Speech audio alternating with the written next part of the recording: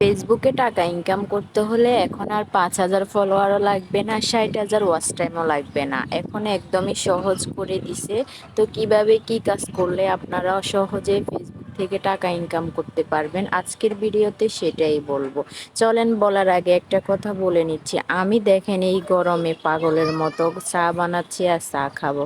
আমার মতো কোন কোন পাগল আছেন এরকম একটু বলে দিবেন। যাই হোক, আমরা অনেক সময় অনেক চিন্তা করি যে ফেসবুকে কিভাবে আমরা টাকা ইনকাম করব, এখানে অনেক ফলোয়ার লাগবে, এত হাজার মিনিট কেমনে কমপ্লিট করব, এগুলো নিয়ে আমরা প্রচুর টেনশনে থাকি।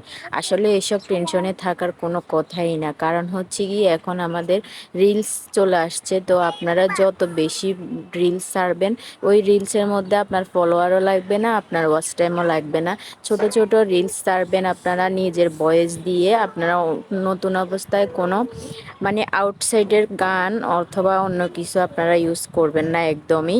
তো হচ্ছে গিয়ে এগুলো আপনারা যখন ছাড়বেন, আপনার মিলিয়ন লাগে না, 10K হলেও আপনার ভিউজ রিলসের মাধ্যমে যে ইয়েটা থাকে, মনিটাইজেশনটা থাকে, এটা আপনারা সহজেই পেয়ে যাবেন। তো সেজন্য আজকের ভিডিওটা আপনাদের সাথে করা।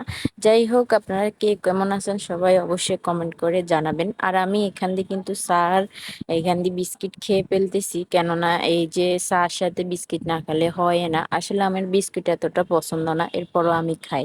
তাই ভালো লাগে, কারণ এই বিস্কিটগুলো অনেক মজা। যাই হোক, এরপরে আমি কিন্তু ঠান্ডা পানি বের করে নিচ্ছি ফ্রিজ থেকে। ফ্রিজে এখান দিয়ে ঠান্ডাও খাচ্ছি, এখান দিয়ে গরমও খাচ্ছি। চিন্তা করেন, অসুস্থ দ্বিতীয়ত, আর এগুলা খাচ্ছি কারণ পানি ছাড়া কোনো কিছুই মুখে এখন আপাতত ভালো লাগতেছে না। যে পরিমাণের গরম পড়তেছে, এই গরমে বাংলাদেশে এত গরম মনে হয় যেন বাংলাদেশে না, আমরা সৌদি আরবে আছি, এমন একটা অবস্থা। এর উপরে তো আছে বিদ্যুতের সমস্যায়। তো কি আর বলবো। আর এখান দিয়ে ভাঙ্গা একটা পাতিলে সুন্দর করে আমি কিন্তু এখানে শুটকি মাছটা নিচ্ছি, কারণ হচ্ছে গিয়ে এগুলা দিয়ে ভর্তা করব। শুটকির ভর্তা আমার খুবই পছন্দ, অনেক জনপ্রিয় ভর্তা। যে কোনো শুটকির ভর্তা আমাকে দিবেন, আমি অনেক মজা করে খেতে পারবো। আর হচ্ছে গিয়ে আজকে একটু আমার কথা বেজে যাচ্ছে, আপনারা এটা মাইন্ড করবেন না, একটু অসুস্থ তো সেজন্য। আস্তে আস্তে ঠিক হয়ে যাবে। আর সবাই ভালো করে কাজ করবেন, অবশ্যই সবার সব কিছু পূরণ হয়ে যাবে। হচ্ছে গিয়ে শুটকিগুলোকে আমি ভালো করে টালতেছি, কিন্তু এরপরে আমার সাথে যে ঘটনা ঘটবে এটা আমি আশাই করি নাই। যে এক অবস্থা আমার ভাষায় শুকনো মরিচে নাই, চিন্তা করেন। এরপরে আমি খুঁজে খুঁজে এগুলা বের করছি, করে এখন এগুলা দিয়ে ভর্তার কাজটা সেরে নিছি। আর মাইশাকে আমি যখন সন্ধ্যার পরে পড়তে বসতে বলছি, আর সে এখানে বসে বসে চুপ করে আছে, সে এখানে ব্যাগ নিয়ে খেলা করতেছে। তাকে পড়ার কথা বললে সে এখন বাহানা ধরে।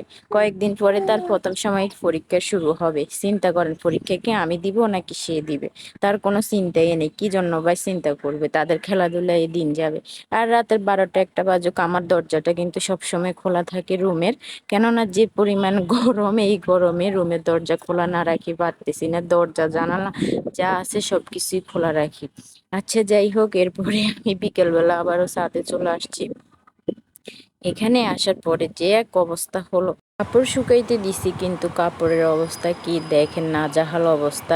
সবগুলা নিচে উপরে কোথায় কোথায় যাই পড়ে গেছে। আমার মনে হয় নিচেও কতগুলা পড়ছে। এখন আমি এগুলা খুঁজে খুঁজে বের করতে হবে। ওই যে দেখেন কোথায় যাই কি পড়ে আছে। আর হচ্ছে এখান দিয়ে সাইমা একটু আমার পায়ে যেন কি একটা লাগাচ্ছিল, মনে হচ্ছে যেন আমি পায়ে ব্যথা পাইছি। বলছিলাম সে একটা টেপ নিয়ে আসি আমার পায়ে লাগাই দিচ্ছে। যাই হোক, এখন থেকে মায়ের জন্য ক্যারিংটা অনেক বেশি বেড়ে গেছে। আর আমার মাথার উপরে যে রোদ আর গরম, আমি সুন্দর করে বসে আছি ঠান্ডা মাথায়। তো আজকে হচ্ছে গিয়ে ভিডিও এতটুকুই। সবাই ভালো থাকবেন, সুস্থ থাকবেন, আর সবাই আমার পাশে থাকবেন, লাইক করবেন, কমেন্ট করবেন।